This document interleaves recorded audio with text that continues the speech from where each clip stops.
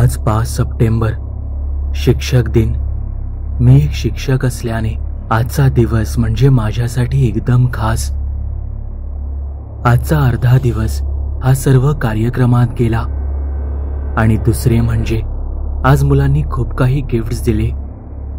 मी गणिताचा शिक्षक म्हणून काही मुलांना आवडत नसेन, पण आज दिलेल्या मुलांच्या गिफ्ट्सनी माझी बॅग पुरती भरून गेली। रोजपेक्षा आज बॅगचं वजन मला जडच लागत होतं। संध्याकाळ झाली, शाळाही सुटली। आज थकवाही आला होता, त्यात भर तर माझं एक कामही राहिलं होतं। मुलांमागे सगळे शिक्षकही आपापल्या घरी गेले, शेवटी मीच राहिलो।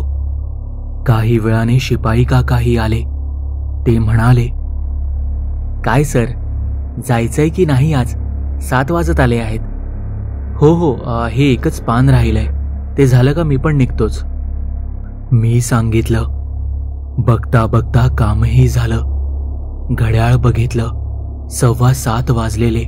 पटापट सगळं आवरलं आणि काकांना भेटू परवा परत असं सांगून शाळेच्या बाहेर पडलो। जवळपास अंधारच पडला होता। स्टेशनवर पोहोचलो। स्टेशनवरून ट्रेन पकडली तर आज वेगळंच चित्र होतं। बोटावर मोजता येतील एवढी माणसं ट्रेनच्या डब्यामध्ये होती। तेही आपापल्या स्टेशनवर उतरत होती। मात्र आता माझं स्टेशन येणारच होतं आणि बघता बघता आलंही। मीही उतरलो, मात्र चालताना कोणीतरी मागे आहे असं वाटत होतं, पण मी लक्ष दिलं नाही। तसाच खूप वेळही झाला होता। रात्र झाली होती।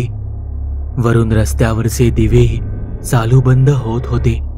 एका गोष्टीचं मात्र समाधान होतं की उद्या दिवसभर झोपायला मिळणार, कारण रविवार आहे। पण एक वेगळीच भीती वाटत होती, कारण मघापासून कोणीतरी मागे होतं। धाडस करून मी मागे वळून पाहिलं आणि भीती संपली।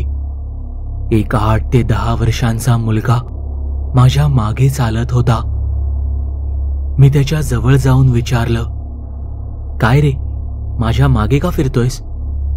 त्यावर त्याने केविलवाण्या नजरेने बघत माझ्याकडे एक लिफाफा दिला आणि विचारलं, तुम्ही शिक्षक आहात? मी मान हलवून हो सांगून विचारलं, तुला कसं कळालं? तुमच्या हाताकडे बघून खडूचा पांढरा रंग लागलाय, त्याने उत्तर दिलं। मी त्याच्याकडे बघून गालात हसलो। त्याने दिलेला तो लिफाफा मी कुतूहलाने उघडताच त्याने थांबा असं सांगितलं। तो बोलला, हे आता नका उघडू, घरी जाऊन उघडा। याच्या बदल्यात काही खायला असेल तर द्याल का? मी बॅगेत बघितलं तर आज शाळेत मुलांनी काही चॉकलेट्स दिली होती। त्यातली काही मोठी होती, ती मी त्याला काढून दिली आणि सांगितलं, आता तरी माझ्याकडे हेच खायला आहे, म्हणून हे ठेव। चॉकलेट्स देताच तो पळत पळत गेला आणि अंधारात दिसेनासा झाला। मात्र त्याने दिलेल्या लिफाफ्याचं जरा आश्चर्य वाटलं, पण नंतर घरी जाऊन आरामात बघू हा विचार मनात आला। शेवटी घरी पोहोचलो। ती गिफ्ट्सने भरलेली बॅग खांद्यावरून उतरवली आणि थेट बाथरूम गाठलं। आंघोळ केली, किचनमध्ये गेलो। कामवाल्या बाईंनी जेवण करून ठेवलं होतं, ते गरम केलं आणि जेवायला बसलो। एवढी वर्ष एकट्यानेच काढल्याने आता तर सर्व अंगवळणी पडलं होतं। जेवूनही झालं। रोजचा पेपर आला होता, तो वाचत बसलो। काही वेळाने तोही वाचून संपला। फोनही वापरला। आता करण्यासारखंही काही नव्हतं। कंटाळा आला होता। मग बॅगकडे लक्ष गेलं। मुलांनी दिलेली गिफ्ट्स उघडली। कोणी ग्रीटिंग्स, कोणी शो पीस, तर कोणी आणखी काही दिलेलं। त्यातही मन रमेना। मग आठवलं की रस्त्याने येताना एका मुलाने लिफाफा दिला होता। तो घडी मारून पॅन्टच्या खिशात ठेवलेला। लगेच मी बाथरूममध्ये गेलो आणि तो लिफाफा बाहेर काढला। नशीब जास्त भिजला नव्हता। त्याच्या एका बाजूने फाडून त्याच्या आतला कागद बाहेर काढला. तोही कडेकडेने भिजला होता, पण मध्ये चांगला होता. सुरुवातीला वाटलं की पत्र लिहिलं असावं, पण उघडल्यावर वेगळंच. ते एक चित्र होतं. मी तरी ते पहिल्यांदाच बघितलं होतं. एक स्त्री पलंगावर झोपली आहे आणि तिच्या बाजूला एक मुलगा कानावर हात देऊन उभा आहे. आणि त्या पलंगाच्या मागे साधारण 4 ते 5 लोक उभी आहेत. बघून थोडं कसं तरीच वाटलं, थोडं आश्चर्यही वाटलं. मनात विचार आला की हे साधंसुधं चित्र वाटत नाही. मीही थोडा विचार केला, पण हे चित्र पहिल्यांदाच बघितलं असल्यामुळे काही सुचत नव्हतं. रात्री ऑनलाईन असलेल्या माझ्या मित्रांना त्याचा फोटो पाठवला, पण त्यांनाही काही याबद्दल माहीत नव्हतं. त्यांनी उलट मलाच वेड्यात काढलं. पण मला आता या चित्राबद्दल खूप प्रश्न पडले होते. हे काय चित्र आहे? कोणी काढलंय? त्या मुलाला कोणी दिलं? आणि त्याने मलाच का दिलं? डोकं नुसतं जड झालं होतं. मग मनात निश्चय केला, आता उद्या तर रविवारच आहे, तर आज रात्रभर या चित्राची माहिती काढू. लागू दे किती वेळ लागायचा आहे तो. किचनमध्ये गेलो, एक स्ट्रॉंग कॉफी बनवली आणि शोध मोहीम सुरू केली. घरात तर गणितांच्या पुस्तकांशिवाय इतर कोणती पुस्तके नव्हतीच. मग आता एकच पर्याय होता, तो म्हणजे इंटरनेट. कुठून सुरुवात करावी हे ठरत नव्हतं. सोर्स एकच होता, ते म्हणजे हे चित्र. शेवटी ओल्ड पेंटिंग्स पासून शोधायचं ठरवलं. खूप सारी चित्रे बघितली. ते वेगवेगळे रंग पाहून डोळे दुखू लागले होते. जवळपास 2 तास होत आलेले, पण हे चित्र काय आहे याचा पत्ताच लागत नव्हता. या कामातून ब्रेक घ्यावा असं ठरवलं. वाटलं घराच्या आजूबाजूने थोडं फिरून येऊ. बाहेर पडलो आणि एक फेरफटका मारून आलो. कसाबसा घरात पोहोचलो. जास्त वेळ घराबाहेर नव्हतो गेलो, पण का गेलो याचा पश्चाताप होत होता. घरापासून हाकेच्या अंतरावर जात नाही तर ते दृश्य नको, त्याचा विचारच नाही करवत. पण तिथपासून असं का वाटतंय की माझ्यावर कोणीतरी नजर ठेवून आहे. आता तर फारच अस्वस्थ वाटत होतं, कारण ते दृश्य न राहून तेच डोळ्यासमोर येतंय. रस्त्याच्या कडेला ती उभी असलेली बाई, साधारण 30शीतली असावी, सारखी खोकत होती, तेही बेसुमार. तिचा आवाज अजूनही कानात घुमतोय. आठवावं तरी कसं तरीच होतंय. खोकता खोकता तिच्या तोंडातून पडणारं ते रक्त आणि तो श्लेष्मा. एखादा आजार असावा तिला. नको ते बिभत्स चित्र. अरे हो, चित्र. मला त्या चित्राची माहिती हवी होती. बरोबर, बरं झालं. त्यामुळे मला याचा तरी विसर पडेल. चला घेऊ परत फोन हातात. पण घरात एकटा असूनही मला असं का वाटतंय की कोणीतरी आहे इकडे, सारखं बघत आहे कोणीतरी. एवढी 5 ते 6 वर्ष झाली, पण तेव्हा अशी भीती कधीच वाटली नाही. आजच का? काय आहे काय माहीत. असो, 1-2दा सर्व घर फिरलो, पण कोणीच नाही. असावा, माझा भासच असावा. जाऊ दे, किती चित्र बघितली पण काहीच सापडेना. 2:45 वाजले आता. कॉफीचाही आता असर कमी झालेला. झोप येऊ लागलेली. तेवढ्यात नशिबाने का होईना ते चित्र सापडलं. त्याखाली त्याच्या आणखी कॉपी होत्या. नाव होतं the dead mother. Naveen page open केलं. सर्च बार मध्ये टाईप केलं द डेड मदर. अच्छा, हे तर खूप जुनं पेंटिंग आहे. या चित्राबद्दल आता मला खूप उत्सुकता लागलीय. खूप काही शोधलं, पण आता हे वाचून खूप मोठा धक्का बसला की हे चित्र अशुभ आहे. तिथे लिहिलेलं की हे चित्र जिथे असेल तिथे नेहमी कोणीतरी तुमच्यावर नजर ठेवलेली असेल. हे काय, काही लिहत बसतात. पण मगापासून मलाही असंच काहीसं जाणवतंय. आता तर अजून भीती वाटू लागलेली याची माहिती वाचून.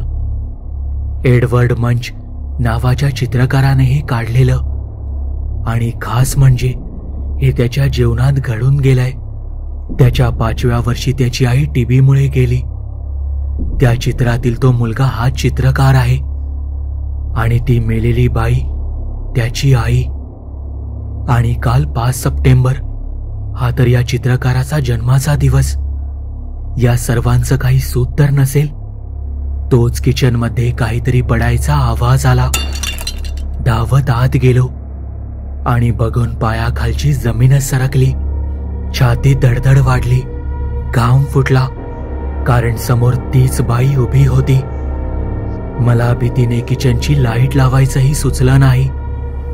मागून रूम मधल्या आणि खिडकीतून येणाऱ्या चांदण्यात तिचं ते रूप भयान दिसत होतं. एवढ्याच प्रकाशात काय ते दिसत होतं.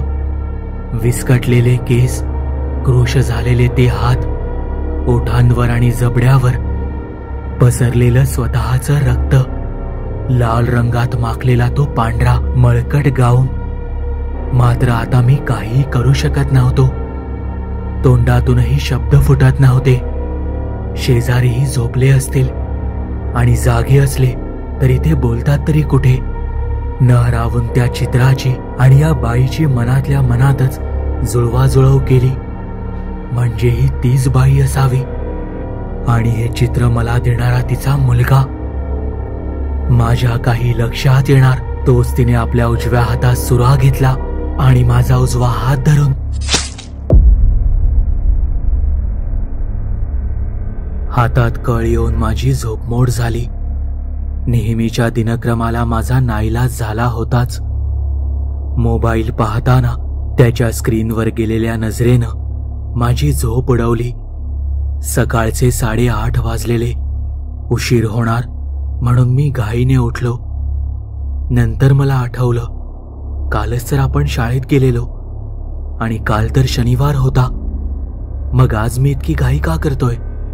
तितक्यात दारावरची बेल वाजली. मी एव्हाना निवांत झालेलो. दार उघडलं. बाहेर कामवाल्या बाई उभ्या होत्या. त्या आत आल्या. तुम्ही अजून तयार नाही? शाळेत जायचं नाही वाटतं? आल्याबरोबर त्यांनी विचारणा केली. पण आज रविवार आहे, आज कसली शाळा? मी शांतपणे म्हणालो. आज सोमवार आहे साहेब. आज रविवार असता तर मी देखील आले नसते. खोटं वाटते तर तुमचा फोन उघडून बघा, त्यावर पण सोमवारच दाखवत असेल. मी फोनचं लॉक उघडून पाहिलं. खरोखरच आज सोमवारच होता. मी विचारांत गढून गेलो. बाईंचं बोलणं सुरू होतं, त्याकडे माझं दुर्लक्ष नव्हतं. पण माझं डोकं शांत बसत नव्हतं. आणि मी आता सांगते, सकाळी मी आले होते पण तुम्ही दार उघडलं नाही म्हणून मी निघून गेले. इतर घरची कामं उरकून परत इथे आले. बडबडतच बाई किचनमध्ये शिरल्या. किचनची अवस्था पाहून त्यांनी मला बोलावलं आणि विचारलं सुद्धा. किचनचा अस्ताव्यस्त प्रकार पाहून मी ते बोलायचं टाळलं. माझं टाळणं त्यांच्या लक्षात आलं असावं. त्यांचं लक्ष माझ्या हाताकडे गेलं. माझ्या उजव्या हाताची जखम बघितली.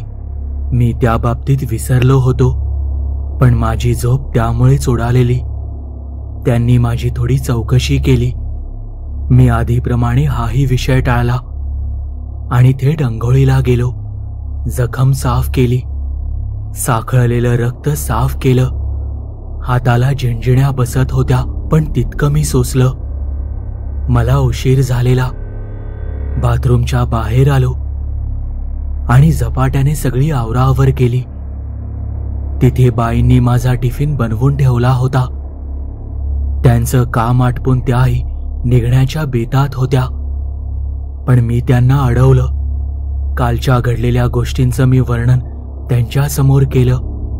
यावेळी त्यांनी थोडं दुर्लक्ष केलं आणि ते त्यांच्या डोळ्यांतून मला जाणवलं. मी काही बोलायला नको असं त्यांना वाटलं असावं, म्हणून त्यांनी मला सांगितलं, हे बघा साहेब, तुम्हाला आणि मला दोघांना कामं आहेत. नका अशा गोष्टींच्या मागे लागू. तुम्हाला वाईट स्वप्न पडलं असेल. इतकं बोलून आपलं नेहमीचं काम करून त्या बाई निघून गेल्या.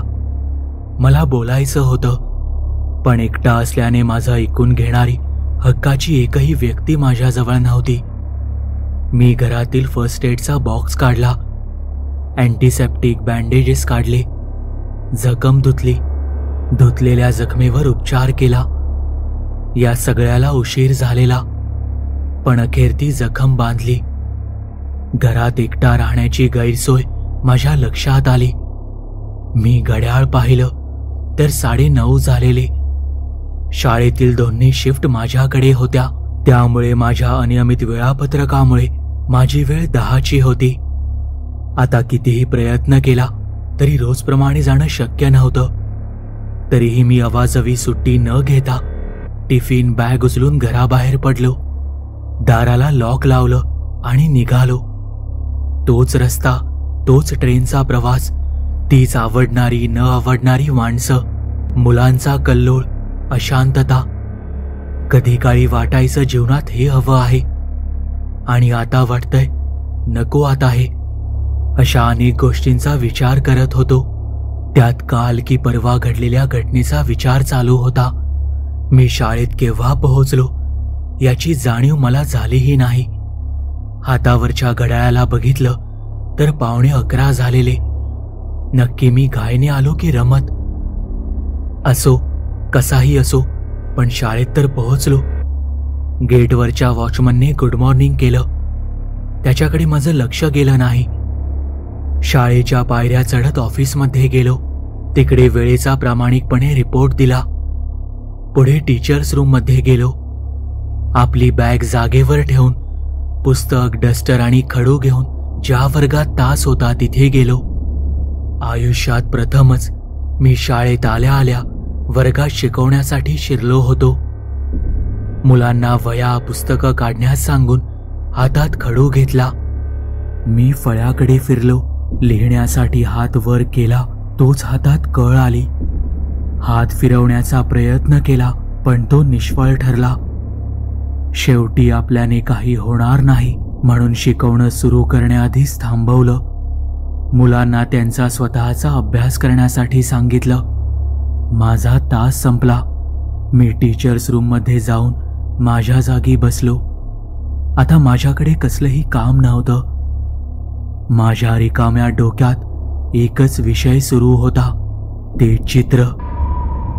मी विचारात गढलेलो असता दांडेकर सर तिथे आले. दांडेकर शाळेतले एकमेव चित्रकलेचे शिक्षक होते. आमचे दोघांचे चांगले संबंध होते. त्यांनी माझी नेहमीप्रमाणे विचारपूस केली. काय म्हणता? काही नाही, मजेत चालू आहे. कसलाही भाव न दाखवता मी म्हणालो. वाटत नाही. त्यांनी माझ्या हातावरची पट्टी पाहून सांगितलं. त्या हाताकडे एकदा नजरेने तर एकदा बोटाने दाखवून ते म्हणाले, जखम झालेली दिसते. काय झालं? तितकं खास नाही, माझाच वेंधळेपणा. मी खोटी थाप मारली. सरांकडे पाहून मला चित्राची आठवण झाली. त्यांचा विषयही चित्रकलेचा होता. त्यांना त्याबद्दल काही माहिती असेल तर विचारावं असं वाटलं. तुमच्याकडे थोडा वेळ असेल तर माझी मदत कराल का? विचारा. त्यांना तसं उभं ठेवून मी बॅगकडे वळलो. कालचं चित्र मिळतं की नाही हे बघितलं. दुर्दैवाने घरीच राहिलं. मी ते चित्र नसतानाही त्याचं वर्णन सांगितलं. सर, मला काल परवा एका मुलाने चित्र दिलं. जुनं आहे ते. त्यावर एक मुलगा आणि आई आहेत. तर त्याबद्दल काही माहिती आहे का तुमच्याकडे?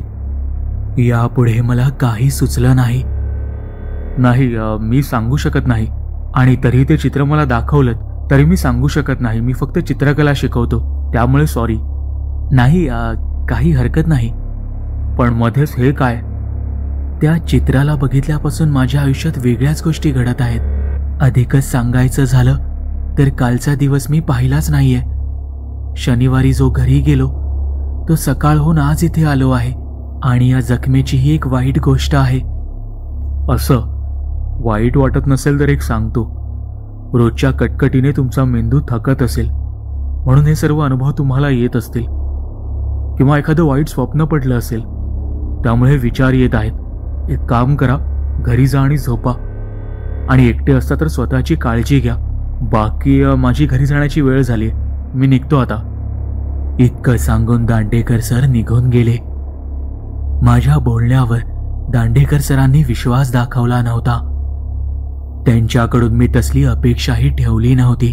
फक्त एका मदतीची अपेक्षा होती, मग ती कुणाचीही असो. मदतीच्या अपेक्षेत असताना कालचे शिपाई काका आले. त्यांचं काम होतं, पण त्याला बाजूला ठेवून मी त्यांना विचारलं, काका, काल आपण भेटलो होतो का? बिलकुल नाही. नीट आठवा, मी इथं माझं रजिस्टर लिहित होतो. शेवटपर्यंत बसलेलो. तुम्ही मला वेळेची आठवण करून दिलीत. ते काल कुठे? शनिवारी. काल तर रविवारची सुट्टी होती. रविवारी कुठली शाळा सुरू असते?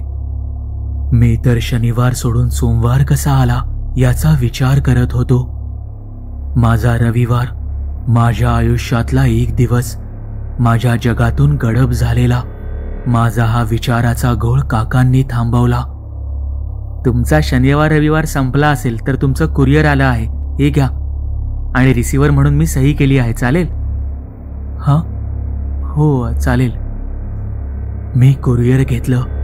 पुन्हा तेच एक लिफाफा होता. मी तो उघडला. तीच पुनरावृत्ती. लिफाफ्यात एक चित्र, तेच चित्र, द डेड मदर. हेच मला दांडेकर सरांना दाखवायचं होतं. ऐनवेळी मला चित्राचं नावही सुचलं नाही. त्यांनी अजून शाळेबाहेर पाऊल टाकलं नसावं. मी धावत रूमच्या बाहेर आलो.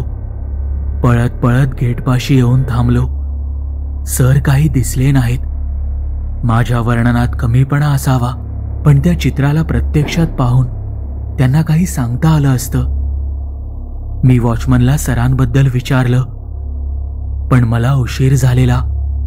सोडा, तसंही सर म्हणालेच होते त्यांच्याकडे अशा चित्रांची नोंद नव्हतीच. तसा मला इंटरनेटचा पर्याय बंद नव्हता. मी पुन्हा शाळेत आलो. यावेळी शाळेत शांतता झालेली. ती शांतता अनपेक्षित होती. माझ्या भोवतालचं वातावरण आता बदलत चाललं होतं. आजूबाजूच्या वातावरणात शीतलता वाढली, पण वातावरणाच्या बदलामुळे माझ्या शरीराचं तापमान वाढू लागलं. मला घाम फुटला. मी शर्टाची वरची 2 बटणं उघडली. खिशातून रुमाल काढून मी माझा घाम टिपला. मी एका मजल्यावर येऊन थांबलो होतो. तिथे मला भास होऊ लागली. मला तोच मुलगा पुन्हा दिसला. माझ्या नजरेसमोर धावत गेला. शाळेतल्याच एका मुलासारखा तो व्हरांड्यात धावत होता. मी त्याचा पाठलाग केला. त्याचं हसणं खिदळणं माझ्या कानांत फिरत होतं. त्याच्या मागे पळत पळत त्याच्यावर माझं लक्ष होतं. तो एका वर्गात शिरला. धावत धावत मीही त्याच्या मागे त्या वर्गापर्यंत पोहोचलो. आत शिरावं तर तिथे तास सुरू होता. सगळी शांतता एका क्षणात संपली. आतल्या शिक्षिकेने माझ्याकडे पाहिलं. मला माझीच लाज वाटली. थकलेल्या धाप लागलेल्या माझ्या रूपाला पाहून त्यांनी मला काय झालं असं विचारलं. त्यावर मी काही नाही हे उत्तर दिलं. 3 ते 4 तास झाले. विचारांमध्ये असल्याने मला भुकेचा विसर पडलेला. सकाळपासून माझा टिफिन तसाच बंद होता. मी मात्र ते चित्र बघत बसलो होतो. माझी जाण्याची वेळ झाली, पण मी उठलो नाही. मी चित्र लिफाफ्यात घालून तो लिफाफा बॅगमध्ये भरला. आता माझ्याकडे त्याच्या 2 प्रती झालेल्या. एक घरी होती आणि एक माझ्या बॅगेत. मी त्या दिवसाप्रमाणे आजही उशिरा निघण्याचा विचार केला. त्या दिवसाप्रमाणे आजही काका आले. मी निघतो की नाही याचा त्यांना प्रश्न पडलेला. मी निघालो, पण 7लाच. आता जे होईल ते. भीती कसली ठेवायची नाही हा निश्चय पक्का होता. निघताना काकांशी त्या दिवशी सारखा बोललो नाही. फक्त बाहेर पडलो. पुन्हा ट्रेन पकडून मी स्टेशनवर आलो. आज मात्र मला गर्दी लागली. जी त्या दिवशी नव्हती ती आज होती. तोच रस्ता, तीच रात्र, सर्व काही तेच. नशिबाने मला तो मुलगा दिसला. बाकावर बसला होता. त्याची मान खाली होती, हात मांडीच्या बाजूला टेकलेले. मी त्याच्याजवळ गेलो. हाय, ओळखलंस मला? त्याने काहीही उत्तर दिलं नाही. भूक लागलीये?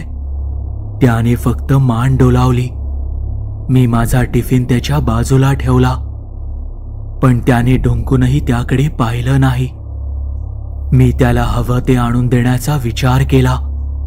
त्याला तिथे थांबण्यासाठी सांगितलं, पण त्याच्याकडे जास्त लक्ष न देण्याचा विचार केला आणि घरी जायला निघालो.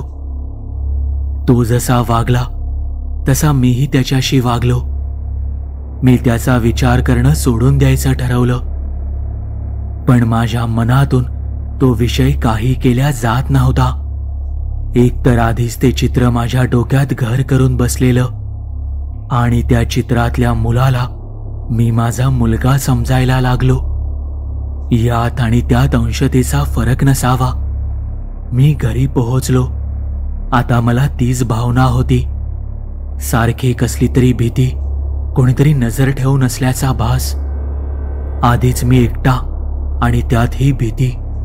काळोख भीतीला मुख्य कारण बनतो, म्हणून मी घरातले सगळे दिवे लावले, खास करून किचनमधला. एका खोलीत असताना दुसऱ्या खोलीत कोणीतरी आहे असं नेहमी वाटायचं. मी बाथरूममध्ये शिरलो. आंघोळ उरकून घेतली. दिवसभर काहीही खाल्लं नव्हतं. खूप भूक लागली होती, पण तरी सुद्धा काही खाण्याची माझी अजिबात इच्छाच नव्हती. मला रात्री कॉफी पिण्याची सवय होती. मी सवयीप्रमाणे कॉफी करून प्यायलो. तशी मेंदूत एक तरतरी आली. तास 2 तासाने मला त्या मुलाची आठवण आली. त्या मुलावरून मला चित्राची आठवण झाली. एक लिफाफा माझ्या बॅगमध्ये होता. तो मी शोधू लागलो, पण काही केल्या तो मिळत नव्हता. ते चित्र मी काढून ठेवलेलं, ते मात्र टेबलावर जिथल्या तिथे तसंच होतं. मी माझी बॅग घेतली. बॅगेतून लिफाफा काढला. आधी तो वाचला. पहिल्या लिफाफ्यासारखा तो कोरा नव्हता. त्यावर माझं आणि माझ्या शाळेचं नाव लिहिलेलं. म्हणजे पाठवणारा मला चांगलाच ओळखतो. मला त्याची माहिती हवी असल्यास ती मी पोस्ट ऑफिसमध्ये जाऊन काढू शकतो.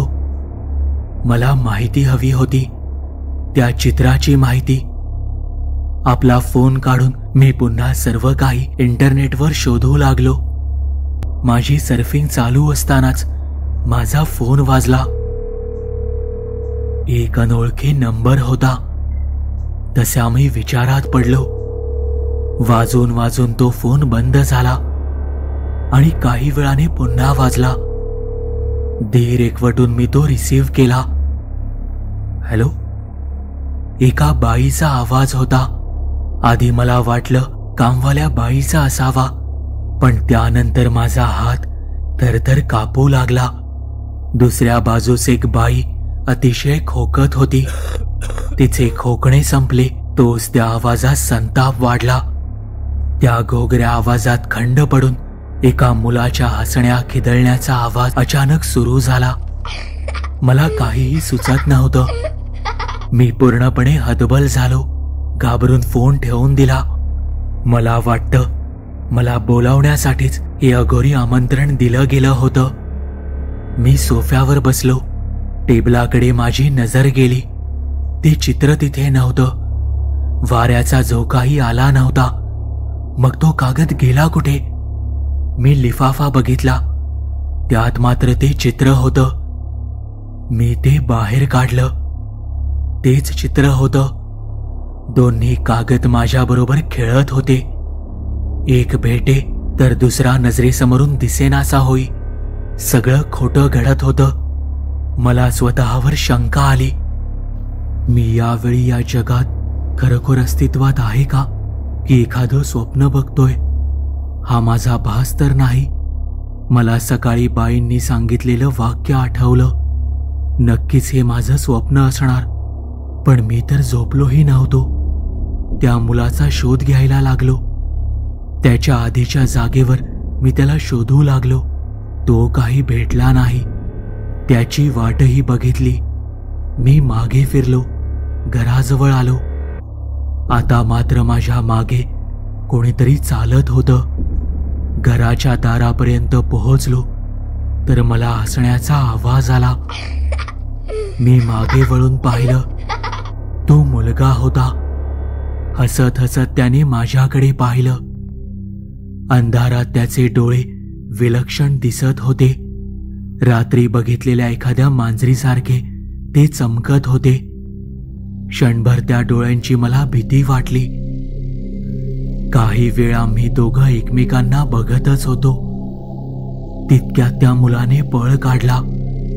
त्याच्या मागे मीही पळालो. त्याचा पाठलाग केला.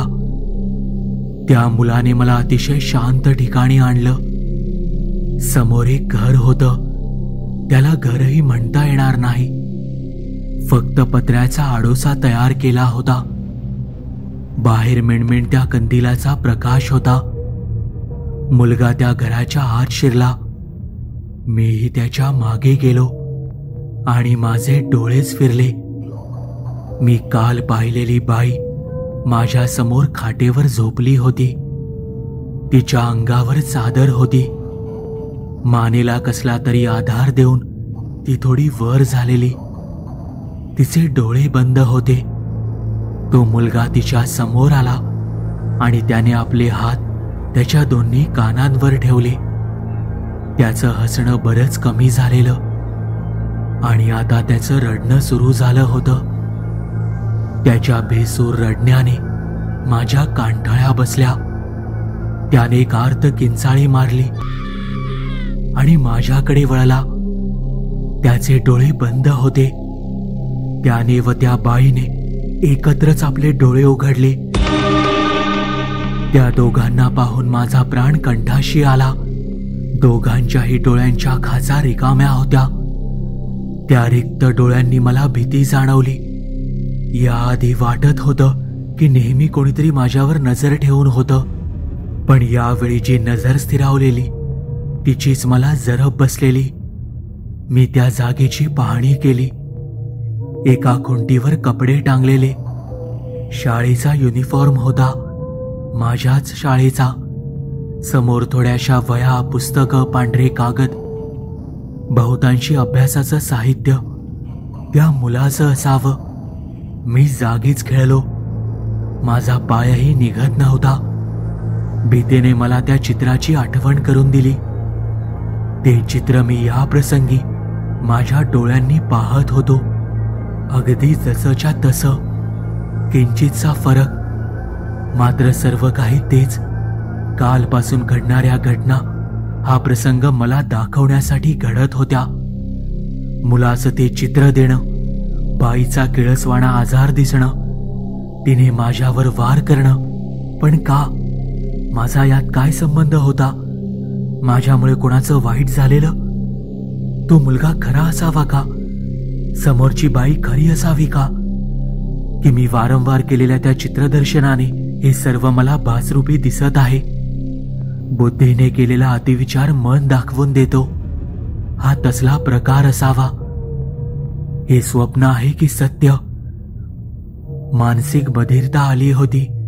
या क्षणी असं वाटत होतं की मी ना खऱ्या जगातला ना स्वप्नातल्या जगातला. मी नक्की होतो तरी कुठे? माझ्या समोर अकल्पित घटना घडल्या. त्यांचं काय करावं? की आता मी जिथे आहे तिथे नुसतं उभं राहून डोळ्यांसमोर घडणारा प्रसंग पाहावा. एकतर इतिहासात घडलेल्या घटनेची उजळणी असावी, नाहीतर हा अकल्पित प्रसंग केवळ मीच पाहावा. म्हणून ती श्रापित कला माझ्या नशिबी आली असावी.